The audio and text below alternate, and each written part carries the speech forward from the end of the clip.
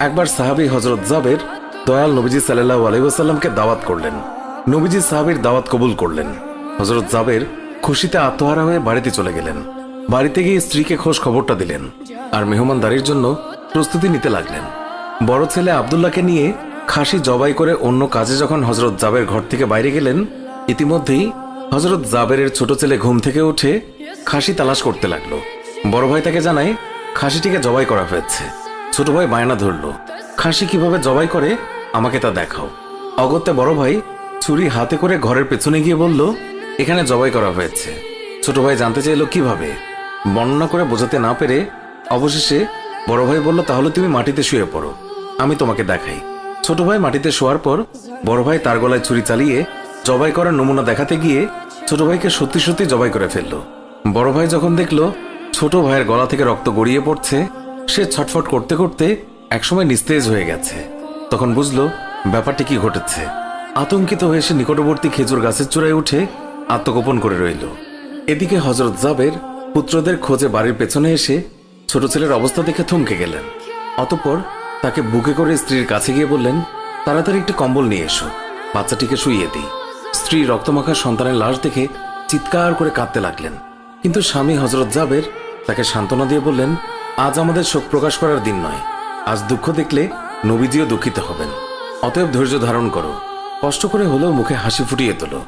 তারপর তারা দুজনে মিলে ছোট ছেলেকে কম্বলে মুড়ে রান্নাঘরের পেছনে রেখে আসলেন। স্ত্রী রান্নার কাজে মন দিলেন। হযরত জাবের বের হলেন বড় পুত্র আব্দুল্লাহর খোঁজে। বাড়ির পেছনে গিয়ে ছেলের নাম ধরে জোরে ডাক দিলেন। গাছের উপর আত্মগোপন করে বড় ছেলে সব ঘটনা প্রত্যক্ষ করছিল আর ভয়ে কাঁপছিল। পিতার ডাক শুনে ভাবল, এখন পালাতে না পারলে আব্বার হাতে ধরা পড়তে হবে। ধরা পড়লে আর রক্ষা থাকবে না। পালানোর উদ্দেশ্যে গাছ থেকে লাফিয়ে পড়ে আঘাতপ্রাপ্ত হয়ে সেও মৃত্যুর কোলে ঢলে পড়ল। পিতা কাছে গিয়ে দেখেন আব্দুল্লাহর দেহে প্রাণের স্পন্দন নেই। বড় ছেলেকে কোলে তুলে তিনি বাড়ির ভেতরে আসলেন। স্ত্রীকে বললেন আরেকটি কম্বল নিয়ে আসার জন্য। বড় ছেলের এই অবস্থা দেখে দরদিমা পুনরায় আর্তনাদ করে উঠলেন। স্বামী তাকে পুনরায় সান্ত্বনা দিয়ে বললেন, ধৈর্য ধরো, আজ আমাদের দুঃখ প্রকাশের দিন নয়, আজ আমাদের পরম আনন্দের দিন। দয়াল নবীজি অল্প কিছুক্ষণের মধ্যেই আমাদের ঘরে তাশরিফ রাখবেন। তারপর দুজনে মিলে বড় ছেলের লাশও কম্বলে মুড়ে ছোট ছেলের লাশের পাশে রাখলেন। স্বামী স্ত্রী তাদের চোখের পানি মুছে মুখে হাসি ফুটিয়ে তুললেন। হযরত জাবের বাড়ির সামনে দাঁড়িয়ে নবীজির আগমনের অপেক্ষা করতে লাগলেন। অল্পক্ষণের মধ্যে নবীজিকে উটের পিঠে করে আসতে দেখা গেল। হযরত জাবের আনন্দে আত্মহারা হয়ে দৌড়ে গিয়ে স্ত্রীকে নবীজির আগমনের সংবাদ দিলেন এবং পুনরায় তিনি দৌড়ে নবীজির সামনে চলে এলেন। নবীজির উটের কাছে গিয়ে তাকে বাড়ি পর্যন্ত এগিয়ে আনলেন। নবীজি জাবেরের ঘরের সামনে উট থামিয়ে তার ডান পা মোবারক মাটিতে রাখলেন, বাম পা মোবারক এখনো নামাতে বাকি।